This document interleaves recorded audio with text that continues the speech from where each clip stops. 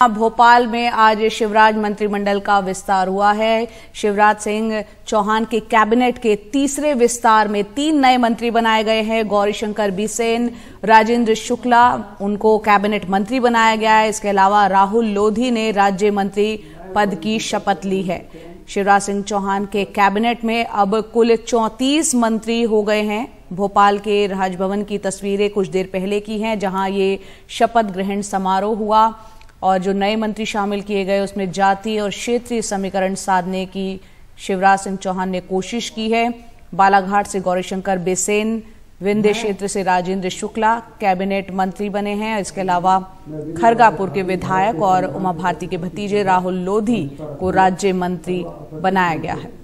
तो करीब 3 महीने की दूरी पर ही है मध्य प्रदेश में विधानसभा चुनाव और उससे पहले लगातार ये कयास चल रहे थे 2 दिन से कि शायद मंत्रिमंडल विस्तार होगा और वो आज वो दिन आया जब आप कुछ वक्त पहले की ये तस्वीरें देख रहे हैं भोपाल के राजभवन की, जहां पर 3 नए मंत्रियों को शिवराज सिंह चौहान ने अपने कैबिनेट में जगह दी है। 2 कैबिनेट मंत्री बनाए हैं। गौरीशंकर बिसेन, राजेंद्र शुक्ला वो कैबिनेट मंत्री बने हैं। वहीं राहुल लोधी, उनको राज्य मंत्री पद की शपथ दिलाई गई है। तो कुल 34 मंत्री इस वक्त मंत्रिमंडल में हो गए हैं।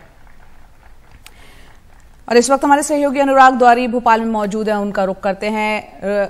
अनुराग, गौरीशंकर बिसेन, राजेंद्र शुक्ला, राहुल लोधी को जगह देते वक्त किन किन बातों को ध्यान में रखा है शिवराज सिंह चौहान ने? देखिए, सबसे अहम था क्षेत्रीय और जातीय संतुलन को साधना। जो गौरीशंकर बिसेन है 7 दफे के विधायक हैं, महाकौशल के इलाके से आते हैं, लेकिन इस इलाके से बीजेपी ने सिर्फ 1 मंत्री को बनाया है।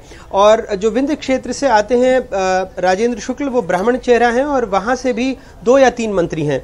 तो कहीं ना कहीं जो सबसे ज्यादा प्रतिनिधित्व है मध्य प्रदेश में 230 सदस्यों वाली विधानसभा में 35 मंत्री बन सकते हैं मुख्यमंत्री सहित। इसमें सबसे ज्यादा, आधे से भी ज्यादा ग्वालियर, चंबल या फिर मालवा निमाड़ से मंत्री आते हैं। 20 से ज्यादा मंत्री इन्हीं इलाकों से आते हैं। तो कहीं ना कहीं जो एक बार क्षेत्रीय समीकरणों को साधने की बात हो रही थी, उसके तहत और ये भी फीडबैक मिला था कि जो वरिष्ठ नेता हैं, जैसे मैंने बताया कि गौरीशंकर बिसेन 7 दफे के विधायक हैं, वो अपनी उपेक्षा से बहुत नाराज है। वैसे वो बीजेपी में लगभग उम्र के उस पड़ाव पर हैं जिसके बाद ये माना जा रहा है कि एक तरह से उनका आखिरी फेयरवेल की तरह उनको एक ये मौका दिया गया है मध्य प्रदेश के मंत्रिमंडल में, क्योंकि उनको वैसे भी कैबिनेट का दर्जा था जो पिछड़ा वर्ग आयोग का अध्यक्ष बनाकर उनको रखा गया था। तो ओबीसी चेहरा, ब्राह्मण चेहरा और राहुल लोधी ये भी ओबीसी चेहरा।